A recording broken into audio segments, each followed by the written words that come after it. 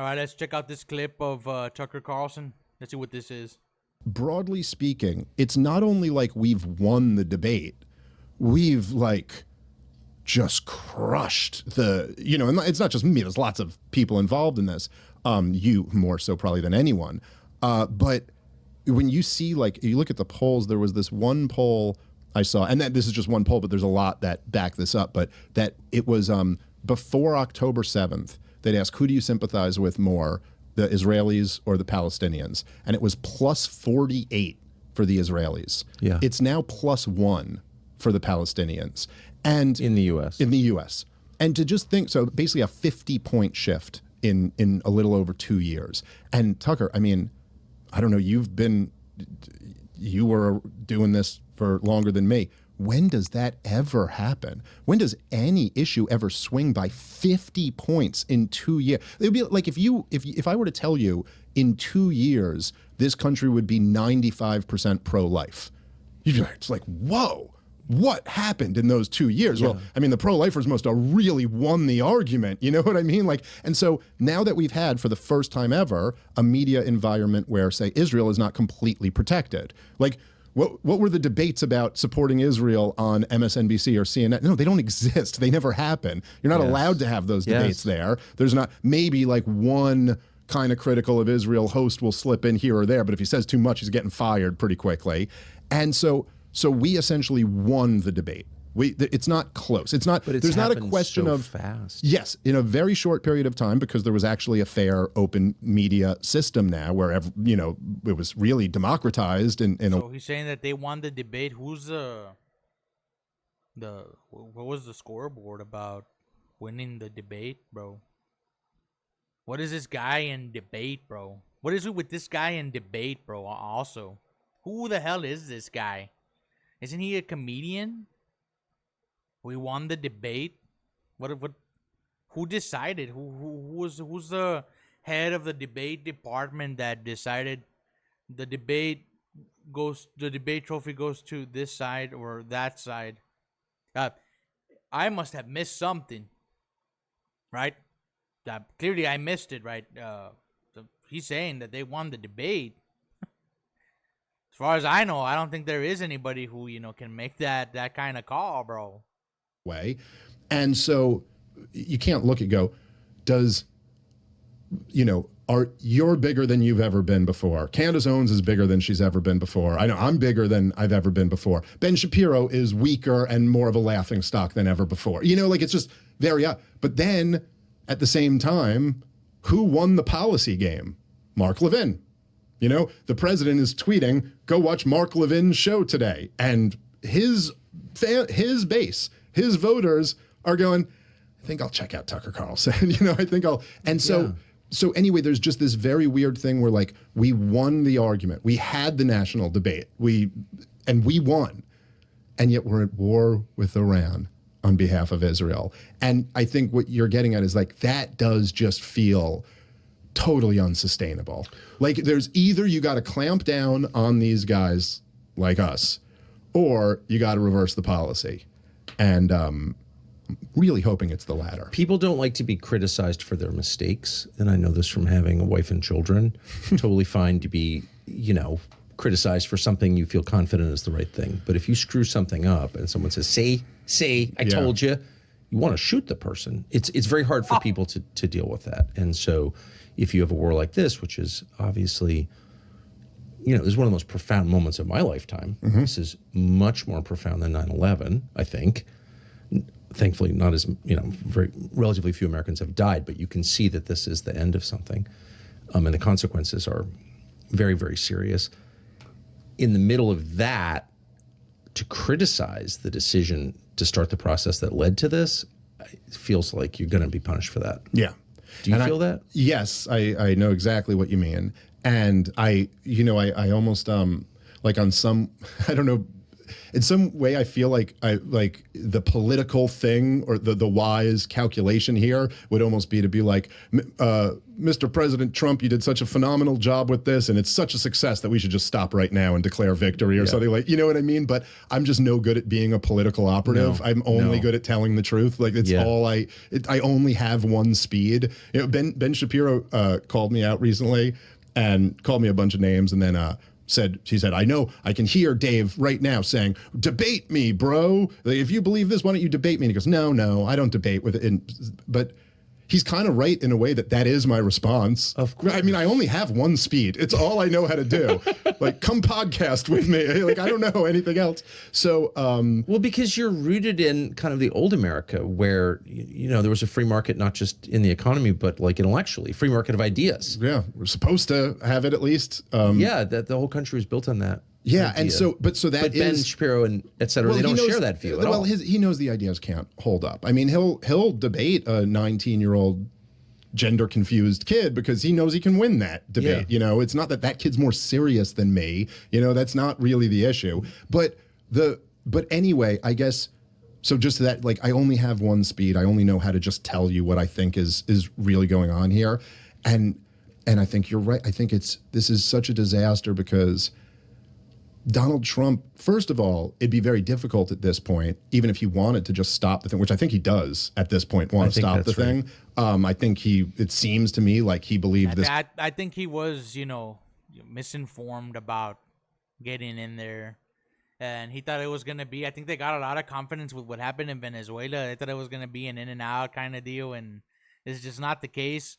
There's multiple reports of Iranian leadership that, they're always negating everything that Trump says. It's kind of hard to tell what really is happening, over there. I don't agree that we should be over there. I think that we should be focusing on America, man, right? That's my stance on it. I think we should be focused on the people here, right? When everybody is at a 100%, right? When everybody's 100% on their feet, winning, right? At that point, if there's anything extra, then you can go help somebody else out, right? But what's happening is not feasible, and everything is up. I was speaking to my friend yesterday, and he told me that they just went to go get the essentials and groceries, and they spent over $135. So it's getting pretty crazy. It's getting pretty bad, and the gas is not going down. We're still getting paid the same. There's nothing to compensate for it. We're still required to go to work. If you don't go to work, you lose your job, you get in trouble. And it's a mess. It's a mess, man. It was a mistake to have gotten involved over there. It could be quick and easy like Venezuela, and we're way past that at this point. But he can't just stop now. But obviously, there's the Iranians and the Israelis are involved in this too, and it doesn't seem like either of them want to stop right now. No. So there you got a big problem. But also, look, this isn't Venezuela. There's I don't know what the latest CENTCOM numbers are. I thought 13 dead Americans was the last I saw. The 150 plus wounded number came out weeks ago. I don't know what that's up to now. Our bases and in the region have been very badly damaged. The damage to the global economy is so it's not Venezuela. You can't just come out of this and then pretend something really great happened. If he stops right now, then it's like, oh, you just started a disaster for no reason. Yesterday he came out and said, that because of drill baby drill, that we have oil to sustain us. Well, then why is it up, bro? It doesn't make any sense. Who decides the prices of things, bro? We got to find that person and bring that person to justice, right? That's what we need to do. And on behalf of a foreign country, this is just awful. And then there's a couple factors. I've seen this play. I know you've seen this over the years, certainly during the global war on terrorism, where there is, I guess, what you could call the sunk cost fallacy of war, which is the worst of all sunk cost fallacies. But it's you go, well, those boys died for nothing if we don't finish the job. And it's like, oh man, is that a bad trap to get into? Because the reality is that those boys died for nothing. That's over.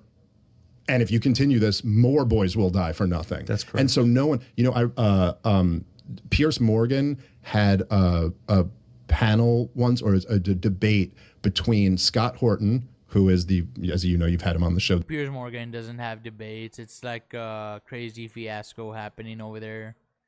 Nobody can get any 2 cents in. It's always constant interruptions. It's not mediated. There's no, you get 5 minutes. It's not a debate, bro. Over there, it's a conversation. There's no debate. It's not moderated as a debate. It's just conversating and people talking over each other, and it's craziness. The most incredible foreign policy guy in the country, like just unbelievable levels of. You want to go on a debate? Reach out to James over at Modern Day Debate. That's where you need to go. He'll debate. He'll create a panel and stuff, and then you can go and debate whatever topic. He'll pick your opponent and stuff. As long as both parties agree to the same topic, right? But what does it do? What this guy saying we won the debate and Ben Shapiro doesn't want to debate. You win. So who cares, right? It doesn't prove anything. It does nothing. It does nothing, right? He's not gonna change his mind. You're not gonna change yours, right? If the aim is to change the people's, that doesn't matter anyway, because they're not the ones in charge. You need to go talk to the people in charge. You need to talk to your congressmen, your senators, right?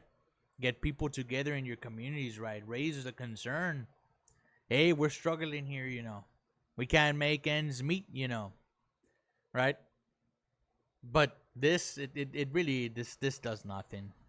Brilliance. And his books, Enough Already, Fool's Errand, which are about the global war on terrorism, are the best books written on the subject. His book Provoked, about the war in Ukraine, is the best book written on the subject. They're literally exhaustive. I only know Scott Horton because of you, and what improvement to my life. Yeah, I mean, he has been such an incredible resource. Like, he's a great friend of mine, one of my closest friends, but he's also he's like my mentor in the foreign policy stuff. And he's just so great because he's such a tool, because he's got a photographic memory. So like, I can literally just call him at any point and you'll just be like, when Iran invaded Iraq in 1980, in 1982, weren't they fighting here? And then he'll just be like, yeah, they were fighting here and here. And then this guy has all their names and everything. It's really incredible.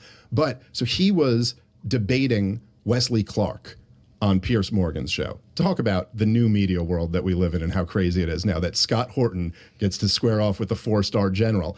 And Wesley Clark, who, look, I have my issues with him, but he did give us that great admission about the 7 countries in 5 years. So I'll always kind of be grateful to him. Now he tries to walk that back, but we all heard what you said. But he goes at one point talking about, I believe it was Gaza, if I'm getting this correct. He said this was while it was still, intensely going on. And he goes, but if we just leave now, then Hamas gets to say they won. And you're like, sir, general, that's your opinion on war? Yeah. But that's a recipe to be in forever war always. So most people don't wake up in the morning and decide to... I mean, America first. That's all I got to say, man.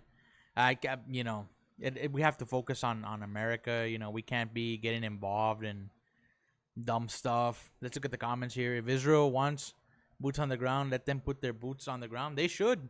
Why should we be involved over there? People are starting to wake up and notice Israel is a wolf in sheep's clothing. It's disappointing, man. Israel is in full self-destruct mode. Honestly, I've seen the Professor Jiang, whatever, that Canadian professor guy that has that game theory stuff. I think that actors like Dave Smith are only playing into what Israel wants. There was a rabbi that said we want to be hated. In reality, Tucker and this guy, Dave Smith, are playing into their hands. You're doing exactly what they want you to do. The best thing to do is to not mention it at all. Just complete. Don't mention it. Don't bring it. Ignore the topic, right? Don't bring up Israel. That's the best thing to do, in my opinion. But you're playing right into their shoes, right into their game. And that's my position on it. That's what I believe. If you're against it, then just keep that to yourself. You don't gotta mention it, man. Because you're playing to it's one of those damn if you do, damn if you don't kind of deals. But let me know what you think in the comments about this. I'd be interested to check that out. But you know what to do. Leave a like, comment, subscribe, share, follow, repost, subscribe, all that good stuff. You all know what to do. I will see you all in the next one, man. Peace.